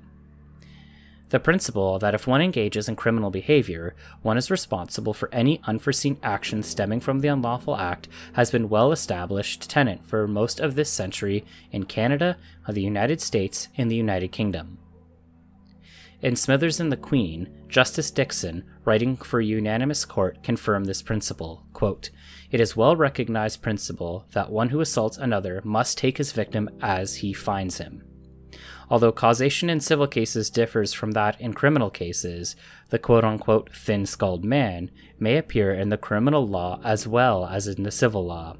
Even if the unlawful act alone would not have caused the death, it was still a legal cause so long as it contributed in some way to the death. The thin skull rule is a good and useful principle. It requires aggressors, once embarked on their dangerous course of conduct which may foreseeably injure others, to take responsibility for all the consequences that ensue, even to death. That is not, in my view, contrary to fundamental justice. Yet, the consequence of adopting the amendment proposed by the Chief Justice would be to abrogate this principle in cases of manslaughter. In fact, when manslaughter is viewed in the context of the thin skull principle, the disparity diminishes between the mens rea of the offense and its consequence. The law does not posit the average victim. It says the aggressor must take the victim as he finds him. Wherever there is risk of harm, there is also practical risk that some victims may die as a result of the harm. At this point, the test of harm and death merge. The second assumption inherent in the argument based on symmetry between mens rea and each consequence of the offense is that this is not only a general rule of criminal law, but a principle of fundamental justice, a basic constitutional requirement. I agree that as a general rule, the mens rea of an offense relates to the consequence prohibited by the offense. As I stated in The Queen and Theroux, quote, "Typically, mens rea is concerned with the consequences of the prohibited actus reus," end quote. Yet our criminal law contains important exceptions to this ideal of perfect symmetry. The presence of these exceptions suggests that the rule of symmetry is just that, a rule to which there are exceptions. If this is so, then the rule cannot be elevated to the status of a principle of fundamental justice which must, by definition, have universal application. It is important to distinguish between criminal law theory, which seeks the ideal of absolute symmetry between actus reus and mens rea, and the constitutional requirements of the Charter. As the Chief Justice has stated several times, quote, "The Constitution does not always guarantee the ideal," end quote. I know of no authority for the proposition that the mens rea of an offense must always attach to the precise consequence which is prohibited as a matter of constitutional necessity. The relevant constitutional principles have been cast more broadly. No person can be sent to prison without mens rea, or a guilty mind, and the seriousness of the offense must not be disproportionate to the degree of moral fault. Provided an element of mental fault or moral culpability is present, and provided that it is proportionate to the seriousness and consequences of the offense charged, the principles of fundamental justice are satisfied. The principles of fundamental justice, viewed thus, empower Parliament to recognize that, notwithstanding the same level of moral fault, some offenses may be more or less serious, depending on the consequences of the culpable act. As Justice MacDonald put it in The Queen and Brooks, quote, "Our criminal law has always recognized that the consequences of an unlawful act may affect the degree of culpability. The most noteworthy examples are attempts. They are always regarded less seriously than commission of the full offense, but the moral blameworthiness is identical," end quote. Thus, it cannot be said that the law in all circumstances insists on absolute symmetry between the mens rea and the consequence of the offense. Sometimes it does not insist on the consequences at all, as in crimes of attempts. Sometimes, as in unlawful act manslaughter, it elevates the crime by reason of its serious consequences while leaving the mental element the same. Just as it would offend fundamental justice to punish a person who did not intend to kill for murder, so it would equally offend common notions of justice to acquit a person who has killed another of manslaughter and find him guilty instead of aggravated assault on the ground that death, as opposed to harm, was not foreseeable. Consequences can be important. As Justice Sapinka put it in The Queen and D'Souza, quote, "No principle of fundamental justice prevents Parliament from treating crimes with certain consequences as more serious than crimes which lack those consequences. Conduct may fortuitously result in more or less serious consequences depending on the circumstances in which the consequences arise. The same act of assault may injure one person but not another. The implicit rationale of law in this area is that it is acceptable to distinguish between criminal responsibility for equally reprehensible acts on the basis of harm that is actually caused. This is reflected in the creation of higher maximum penalties for offenses with more serious consequences. Courts and legislatures acknowledge the harm actually caused by concluding that in otherwise equal cases, a more serious consequence will dictate a more serious response. Thus, when considering the constitutionality of the requirement of foreseeability of bodily harm, the question is not whether the general rule of symmetry between mens rea and the consequences prohibited by the offense is met, but rather whether the fundamental principle of justice is satisfied that the gravity and blameworthiness of an offense must be commensurate with the moral fault engaged by that offense. Fundamental justice does not require absolute symmetry between moral fault and prohibited consequences. Consequences, or the absence of consequences, can properly affect the seriousness with which Parliament treats specified conduct. 3. Policy considerations. I have suggested that jurisprudential and historic considerations confirm a test for the mens rea of manslaughter based on foreseeability of the risk of bodily injury rather than death. I have also argued that the considerations of the gravity of the offense and the symmetry between the mens rea of the offense and its consequences do not entail the conclusion that the offense of manslaughter, as it has been historically defined in terms of foreseeability of the risk of bodily harm, is unconstitutional. It is my view that policy considerations support the same conclusion.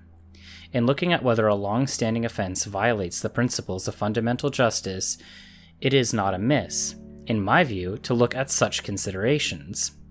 First, the need to deter dangerous conduct which may injure others and in fact may kill the peculiarly vulnerable supports the view that death need not be objectively foreseeable, only bodily injury.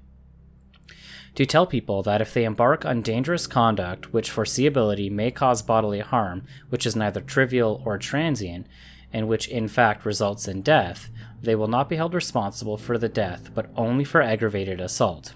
It is less likely to deter such conduct than a message that they will be held responsible for the death, albeit under manslaughter, not murder. Given the finality of death and the absolute unacceptability of killing another human being, it is not amiss to preserve the test which promises the greatest measure of deterrence, provided the penal consequences of the offense are not disproportionate. This is achieved by retaining the test of foreseeability of bodily harm in the offense of manslaughter. Second, retention of the test based on foreseeability of bodily harm accords best with our sense of justice. I have earlier alluded to the view, attested to by the history of the offense of manslaughter, that causing the death of another through negligence or a dangerous unlawful act should be met by a special sanction reflecting the fact that a death occurred, even though death was not objectively foreseeable. This is supported by the sentiment that a person who engages in dangerous conduct that breaches the bodily integrity of another and puts that person at risk may properly be held responsible for an unforeseen death attributable to that person's peculiar vulnerability. The aggressor takes the victim as he finds him. The criminal law must reflect not only the concerns of the accused, but the concerns of the victim, and, where the victim is killed, the concerns of society for the victim's fate. Both go into the equation of justice. Finally, the traditional test founded on foreseeability of the risk of bodily harm provides, in my belief, a workable test which avoids troubling judges and juries about the fine distinction between the foreseeability of the risk of bodily injury and the foreseeability of the risk of death, a distinction which, as argued earlier, reduces to a formalistic technicality when put in the context of the thin skull rule and the fact that death has been in fact inflicted by the accused's dangerous act. The traditional common law test permits a principled approach to the offense which meets the concerns of society, provides fairness to the accused, and facilitates a just and workable trial process. 4. Summary on the constitutionality of the test of foresight of bodily harm for manslaughter. The foregoing considerations lead me to conclude that the fact that the mens rea of manslaughter requires a foreseeable risk of harm rather than foreseeable risk of death does not violate the principles of fundamental justice. In the final analysis, the moral fault required for manslaughter is commensurate with the gravity of the offense and the penalties which it entails, and offends no principle of fundamental justice. The next issue is the nature of the objective test establishing foresight of bodily harm, to which I now turn. B. The nature of the objective test. I respectfully differ from the Chief Justice on the nature of the objective tests used to determine the mens rea for crimes of negligence. In my view, the approach advocated by the Chief Justice personalizes the objective test to the point where it devolves into a subjective test, thus eroding the minimum standard of care which Parliament has laid down by the enactment of offences of manslaughter and penal negligence. By way of background, it may be useful to restate that I understand the jurisprudence to date to have established regarding crimes of negligence and the objective test. The mens rea of a criminal offense may be either subjective or objective, subject to the principle of fundamental justice that the moral fault of the offense must be proportionate to its gravity and penalty. Subjective mens rea requires that the accused have intended the consequences of his or her acts, or that, knowing of the probable consequences of those acts, the accused had proceeded recklessly in the face of the risk. The requisite intent or knowledge may be inferred directly from what the accused said or says about his or her mental state, or indirectly from the act and its circumstances. Even in the latter case, however, it is concerned with, quote, what was actually going on in the mind of this particular accused at the time in question, end quote. Per Justice Leroux Dubé in The Queen and Martineau. Objective mens rea, on the other hand, is not concerned with what the accused intended or knew. Rather, the mental fault lies in the failure to direct the mind to have a risk which the reasonable person would have appreciated. Objective mens rea is not concerned with what was actually in the accused's mind, but with what should have been there, had the accused proceeded reasonably. It is now established that a person may be held criminally responsible for negligent conduct on the objective test, and that this alone does not violate the principle of fundamental justice that the moral fault of the accused must commensurate with the gravity of the offense and its penalty. See The Queen and Hundal. However, as stated in Martineau, it is appropriate that those who cause harm intentionally should be punished more severely than those who cause harm inadvertently. Moreover, the constitutionality of crimes of negligence is also subject to the caveat that acts of ordinary negligence may not suffice to justify imprisonment. To put it in terms used in Hundal, the negligence must constitute a quote-unquote marked departure from the standard of a reasonable person. The law does not lightly brand a person as a criminal. For this reason, I am in agreement with the Chief Justice in The Queen and Finlay that the word quote-unquote careless in an underlying firearms offense must be read as requiring a marked departure from the constitutional norm. It follows from this requirement, affirmed in Hundal, that an offense based on an unlawful conduct, a predicate offense involving carelessness or negligence, must also be read as requiring a quote-unquote marked departure from the standard of the reasonable person. As pointed out in De Sousa, the underlying offense must be constitutionally sound. To this point, the Chief Justice and I are not, as I perceive it, in disagreement. The difference between our approaches turns on the extent to which personal characteristics of the accused may affect liability under the objective test. Here we enter territory in large part uncharted. To date, debate has focused on whether an objective test for mens rea is ever available in the criminal law. Little has been said about how, assuming it is applicable, it is to be applied. In The Queen and Hundal, it was said that the mens rea of dangerous driving should be assessed objectively in the context of all the events surrounding the incident. But the extent to which those circumstances include personal, mental, or psychological frailties of the accused was not explored in depth. In these circumstances, we must begin with the fundamental principles of criminal law. Underlying principles.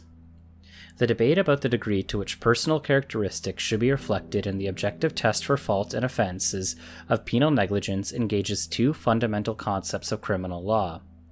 The first concept is the notion that the criminal law may properly hold people who engage in risky activities to a minimum standard of care, judged by what a reasonable person in all the circumstances would have done. This notion posits a uniform standard for all persons engaging in the activity, regardless of their background, education, or psychological disposition. The second concept is the principle that the morally innocent are not to be punished. This principle is the foundation of the requirement of criminal law that the accused must have a guilty mind, or mens rea. I agree with the Chief Justice that the rule that the morally innocent not be punished in the context of the objective test requires that the law refrain from holding a person criminally responsible if he or she is not capable of appreciating the risk. Where I differ from the Chief Justice is in his designation of the sort of educational, experiential, and so-called quote-unquote habitual factors personal to the accused which can be taken into account. The Chief Justice, while in principle advocating a uniform standard of care for all, in the result seems to contemplate a standard of care which varies with the background and predisposition of each accused. Thus, an inexperienced, uneducated young person, like the accused in the Queen and Naglick, could be acquitted, even though she does not meet the standard of reasonable person. On the other hand, a person with special experience, like Mr. Creighton in this case, or the appellant police officer in the Queen and Gossett, will be held to a higher standard than the ordinary reasonable person. I must respectfully dissent from this extension of the objective test for criminal fault. In my view, considerations of principle and policy dictate the maintenance of a single, uniform legal standard of care for such offenses, subject to one exception: incapacity to appreciate the nature of the risk which the activity in question entails. This principle that the criminal law will not convict the morally innocent does not, in my view, require consideration of personal factors short of incapacity. The criminal law, while requiring mental fault as an element of a conviction, has steadfastly rejected the idea that a person's personal characteristics can, short of incapacity, excuse the person from meeting the standard of conduct imposed by the law. Justice Wilson made this point in Perka and the Queen. In response to the argument posited by Professor George P. Fletcher that some accused should be acquitted on the basis that, quote, "I couldn't help myself," she wrote at page 270 to 271, quote, "The underlying principle here is the universality of rights, that all individuals whose actions are subjected to legal evaluation must be considered equal in standing. Indeed, it may be said that this concept of equal assessment of every actor, regardless of his particular motives or the particular pressures operating upon his will, is so fundamental to the criminal law as rarely to receive explicit articulation.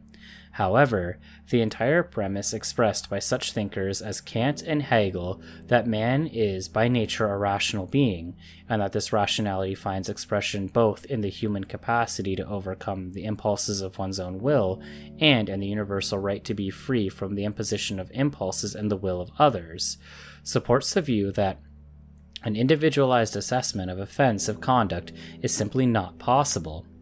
If the obligation to refrain from criminal behavior is perceived as a reflection of the fundamental duty to be rationally cognizant of the equal freedom of all individuals, then the focus of analysis of culpability must be on the act itself, including its physical and mental elements, and not on the actor.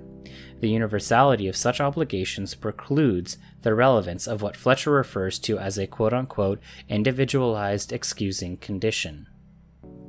The Chief Justice relies on Professor H.L.A. Hart in support of importing what Justice Wilson calls, quote, individualized excusing conditions into the objective test for offenses of manslaughter and penal negligence. In fact, Professor Hart sees the principle of preventing the punishment of the morally innocent as dictating only that people should be not punished when they lack the capacity to appreciate the consequences of their actions. He reasons that no one should be held blameworthy and punished for criminal conduct if he or she acted without free will.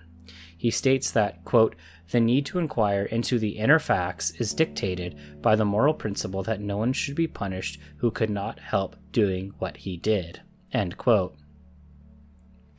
In summary, I can find no support in criminal theory for the conclusion that protection of the morally innocent requires a general consideration of individual excusing conditions. The principle comes into play only at the point where the person is shown to lack the capacity to appreciate the nature and the quality or the consequences of his or her acts. Apart from this, we are all, rich and poor, wise and naive, held to the minimum standards of conduct prescribed by the criminal law. This conclusion is dictated by a fundamental proposition of social organization.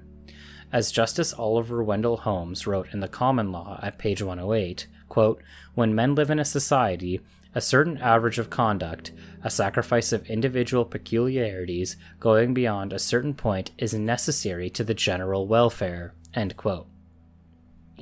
The ambit of the principle that the morally innocent shall not be convicted has developed in large part to the context of crimes of subjective fault, crimes where the accused must be shown to have actually attended or foreseen the consequences of his or her conduct. In crimes of this type, personal characteristics of the accused have been held to be relevant only to the extent that they tend to prove or disprove an element of the offense. Since intention or knowledge of the risk is an element of such offenses, personal factors can come into play. But beyond this, personal characteristics going to lack of capacity are considered under the introductory sections of the Code defining the conditions of criminal responsibility and have generally been regarded as irrelevant. What then is the situation for crimes of inadvertence? Here, actual intention or knowledge is not a factor. Hence, personal characteristics are not admissible on that ground. Nor, in my view, can a case be made for considering them on any other basis, except insofar as they may show that the accused lacked the capacity to appreciate the risk.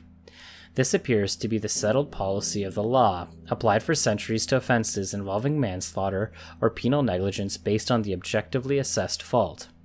Here, as in crimes of subjective intent, the courts have rejected the contention that the standard prescribed by the law should take into account the individual peculiarities of the accused short of incapacity. Thus, as Chief Justice Dixon wrote in The Queen and Hill, at pages 324 to 25, quote, "In considering the precise meaning and application of the ordinary person's standard or objective test, it is important to identify its underlying rationale.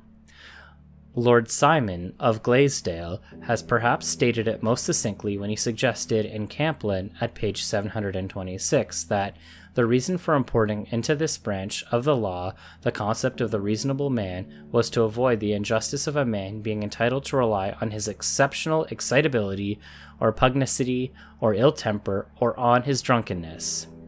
It is society's concern that reasonable and nonviolent behavior be encouraged that prompts the law to endorse the objective standard. The criminal law is concerned, among other things, with fixing standards for human behavior. We seek to encourage conduct that complies with certain societal standards of reasonableness and responsibility. In doing this, the law quite logically employs the objective standard of the reasonable person." End quote.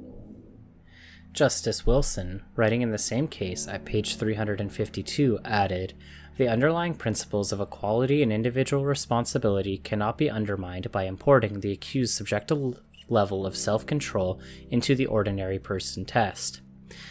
End quote.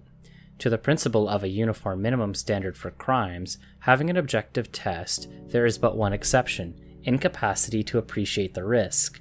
Justice Holmes, speaking of the failure to take reasonable care, put it this way: "There are exceptions to the principle that every man is presumed to possess ordinary capacity to avoid harm to his neighbors, which illustrates the rule, and also the moral basis of the liability in general.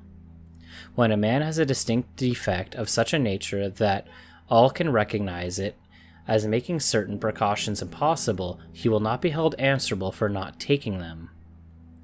Consistent with these principles, this court has rejected experiential, educational, and psychological defenses falling short of incapacity.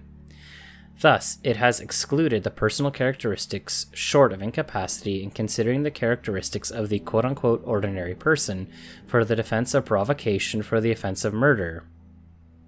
One commentator sums up the non-exculpatory characteristics as follows. Thus, the temperament, peculiar psychological makeup, unusual excitability, or pugnaciousness of an accused person cannot be taken into account by the jury for the purpose of determining the level of self-control the accused should have shown. The ordinary person is none of these things." End quote. To summarize, the fundamental premises upon which our criminal law rests mandate that personal characteristics not directly relevant to an element of the offense serve as excuses only at the point where they establish incapacity, whether the incapacity be the ability to appreciate the nature and quality of one's conduct in the context of intentional crimes, or the incapacity to appreciate the risk involved in one's conduct in the context of crimes of manslaughter or penal negligence. The principle that we saw eschew conviction of the morally innocent requires no more.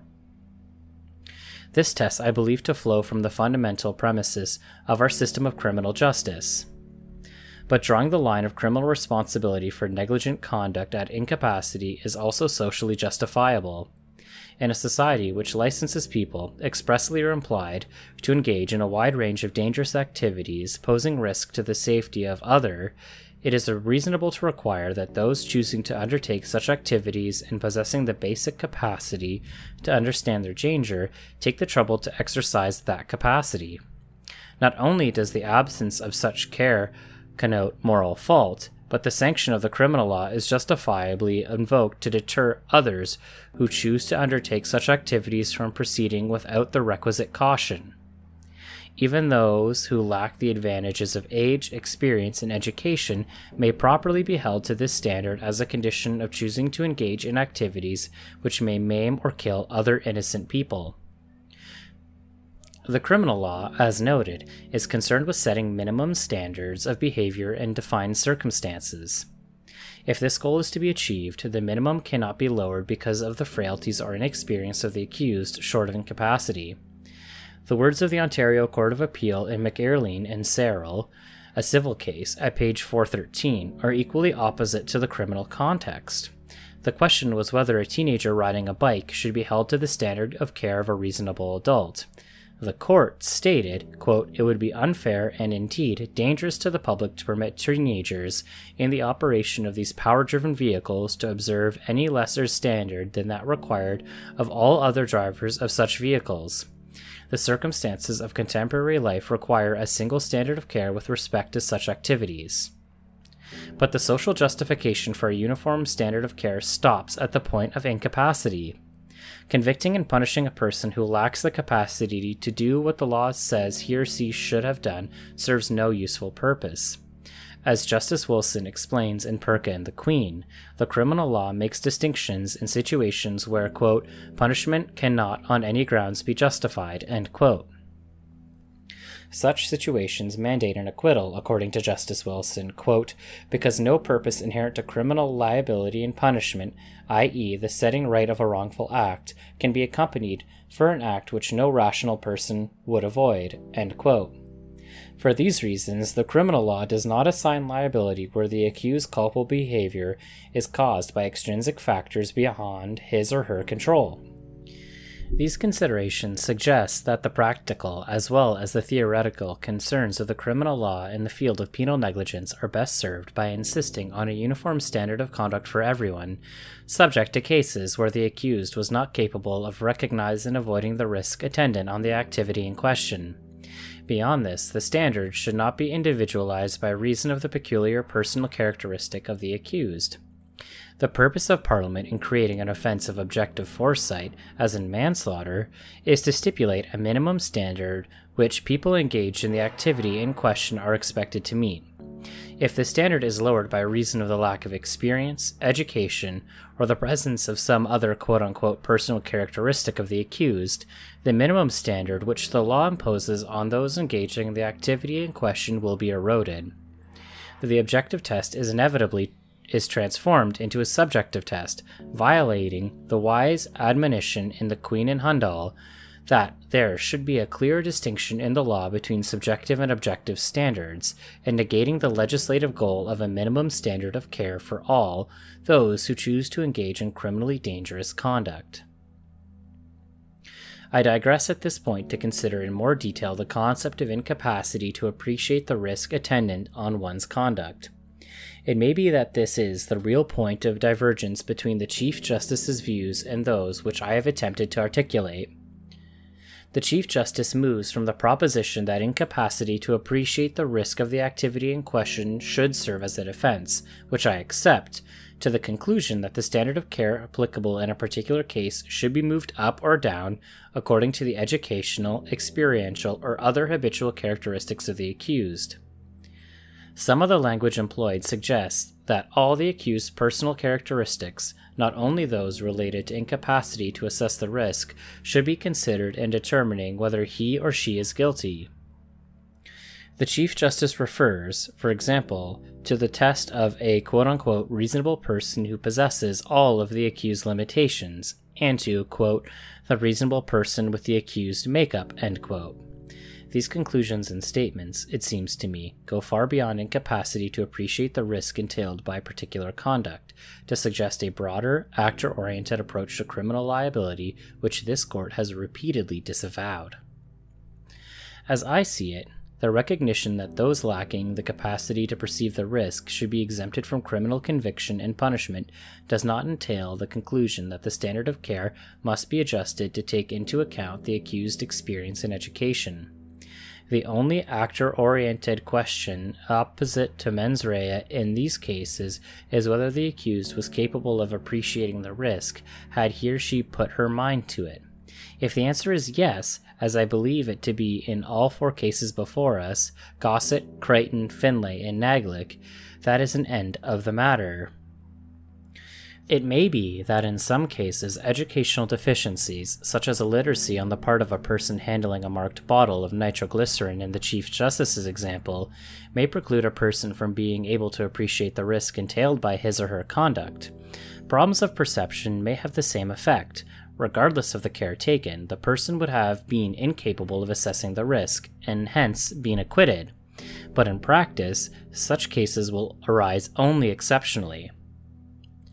The question of mens rea will arise only where it has been shown that the accused's conduct, the actus reus, constitutes a dangerous and unlawful act, as an unlawful act manslaughter, or a marked departure from the standard of care of a reasonably prudent person, as in manslaughter by criminal negligence or penal negligence offenses. This established conflict with the prohibition against punishing the morally innocent will arise only rarely.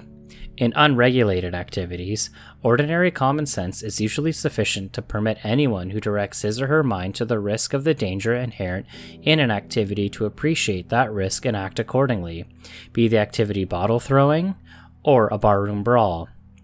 In many licensed activities, such as driving motor vehicles, there must be a basic amount of knowledge and experience before permission to engage in that activity will be granted. Where individuals engage in activities for which they lack sufficient knowledge, experience, or physical ability, they may be properly found to be at fault, but not so much that their inability to properly carry out the activity, but for their decision to attempt the activity without having accounted for their deficiencies. The law expects people embarking on hazardous activities to ask questions or seek help before they venture beyond their depth. Thus, even the inexperienced defendant may be properly found to be morally blameworthy for having embarked on a dangerous venture without taking the trouble to properly inform him or herself. The criminal law imposes a single minimum standard which must be met by all people engaging in the activity in question, provided that they enjoy the requisite capacity to appreciate the danger and judged in all the circumstances of the case, including unforeseen events and reasonably accepted misinformation. Without a constant minimum standard, the duty imposed by law would be eroded and the criminal sanction trivialized. Mental disabilities short of incapacity generally do not suffice to negate criminal liability for criminal negligence. The explanations for why a person fails to advert to the risk inherent in the activity he or she is undertaking are legion. They range from simple absent-mindedness to attributes relating to age, education, and culture. To permit such a subjective assessment would be to, quote-unquote, coextensive with the judgment of each individual, which would be as variable as the length of the foot of each individual, leaving so vague a line as to afford no rule at all, and the degree of judgment belonging to each individual being infinitely various." End quote. Provided the capacity to appreciate the risk is present, lack of education and psychological predispositions serve as no excuse for criminal conduct, although they may be important factors to consider in sentencing. That is not to say that the question of guilt is determined in a factual vacuum. While the legal duty of the accused is not particularized by his or her personal characteristics short of incapacity, it is particularized in application by the nature of the activity and the circumstances surrounding the accused's failure to take the requisite care. As Justice McIntyre pointed out in The Queen and Tutton, the answer to the question of whether the accused took reasonable care must be founded on a consideration of all the circumstances of the case. The question is what the reasonably prudent person would have done in all the circumstances. Thus a welder who lights a torch causing an explosion may be excused if he has made an inquiry and been given advice upon which he reasonably was entitled to rely, that there was no explosive gas in the area. The necessity of taking into account all of the circumstances and applying the objective test in offences of penal negligence was affirmed in The Queen and Hundle. The matter may be looked at in this way. The legal standard of care is always the same, what a reasonable person would have done in all the circumstances. The de facto or applied standard of care, however, may vary with the activity in question and the circumstances in the particular case. The law of civil negligence is helpful in understanding this distinction. In Salmond and Houston on the law of torts, the authors explain that the standard of care, quote, will be different in different cases, for a reasonable person will not show the same anxious care when handling an umbrella as when handling a loaded gun. But this is a different thing from recognizing different legal standards of care. The test of negligence is the same in all cases. So a learner driver must comply with the same objective and impersonal standard as any other driver. So also must a driver who is old or infirm, as distinct from totally unconscious. The same reasoning applies in the criminal context." End quote. We see then that the care required by some activities is greater than the care required by others. For example, under Section 216 of the Criminal Code, it has been held that persons administering medical treatment will be held to the special standard appropriate to that activity. Such a standard has long been recognized by the common law, which has made no distinction on the basis of the actor, only on the basis of the activity. Quote, "It is no crime for any one to administer medicine, but it is a crime to administer it so rashly and carelessly as to produce death. And in this respect there is no difference between the most regular practitioner and the greatest quack." End quote. The standard flows from the circumstances of the activity. It does not vary with the experience or ability of the actual accused. A person may fail to meet an elevated de facto standard of care in either two ways. First, the person may undertake an activity requiring special care when he or she is not qualified to give that care. Absent special excuses like necessity, this may constitute culpable negligence. An untrained person undertaking brain surgery might violate the standard in this way. Second, a person who is qualified may negligently fail to exercise the special care required by the activity. A brain surgeon performing surgery in a grossly negligent way may violate the standard in this second way. The standard is the same, although the means by which it is breached may differ. Just as the adoption of a uniform standard of care, which is blind to personal characteristics of the accused short of incapacity, precludes lowering the standard for deficiencies of experience and temperament, so it precludes raising the standard for special experience or training. Since the criminal law is concerned with setting minimum standards for human conduct, it would be inappropriate to hold accused persons to a higher standard of care by reason of the fact that they may be better informed or better qualified than the person of reasonable prudence. Some activities may impose a higher de facto standard than others. Brain surgery requires more care than that of applying an antiseptic. But as discussed earlier, this flows from the circumstances of the activity, not from the expertise of the actor. The foregoing analysis suggests the following line of inquiry in the case of penal negligence. The first question is whether actus reus is established. This requires that the negligence constitute a marked departure from the standards of the reasonable person in all the circumstances of the case. This may consist in carrying out the activity in a dangerous fashion, or in embarking on the activity when in all the circumstances it is dangerous to do so. The next question is whether the mens rea is established.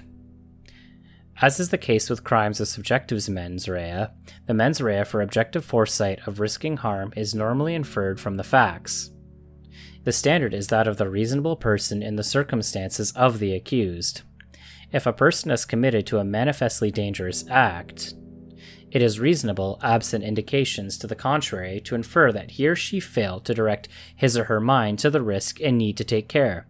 However, the normal inference may be negated by evidence raising a reasonable doubt as to lack of capacity to appreciate the risk. Thus, if a prima facie case for actus reus and mens rea is made out, it is necessary to ask a further question. Did the accused possess the requisite capacity to appreciate the risk flowing from his conduct? If this further question is answered in the affirmative, the necessary moral fault is established and the accused is properly convicted. If not, the accused must be acquitted. I believe the approach I have proposed to rest on sound principles of criminal law. Properly applied, it will enable the conviction and punishment of those guilty of dangerous or unlawful acts which kill others. It will permit Parliament to set a minimum standard of care which all those engaged in such activities must observe. And it will uphold the fundamental principle of justice that criminal liability must not be imposed in the absence of moral fault. I conclude that the legal standard of care for all crimes of negligence is that of the reasonable person. Personal factors are not relevant, except on the question of whether the accused possessed the necessary capacity to appreciate the risk. C. Application of law to this appeal. The trial judge properly found that Mr. Creighton committed the unlawful act of trafficking cocaine. He also found that he was guilty of criminal negligence, using the standard which I view as correct, the standard of the reasonable person. The only remaining question on the view I take of the law was whether the reasonable person in all the circumstances would have foreseen the risk of bodily harm. I am satisfied that the answer to this question must be affirmative. At the very least, a person administering a dangerous drug like cocaine to another has a duty to inform himself as to the precise risk the injection entails and to refrain from administering it unless reasonably satisfied that there was no risk of harm. That was not the case here, as the trial judge found. The conviction was properly entered and should not be disturbed. Like the Chief Justice, I find it unnecessary to consider the alternative ground of manslaughter by criminal negligence. I would answer the constitutional question in the negative and dismiss the appeal.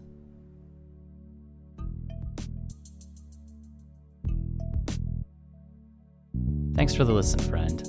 I hope you're able to enjoy that case and learn something new from it. Legal Listening is founded by Zach Battiston and Carly Lyons. It is hosted by Zach Battiston, Carly Lyons, and you, our listeners. Executive produced by Zach Battiston, Carly Lyons, and Anthony Radomile. Audio engineering by Anthony Radomile. Graphic design by Julie Lundy. Check her out online at julielundyart.com.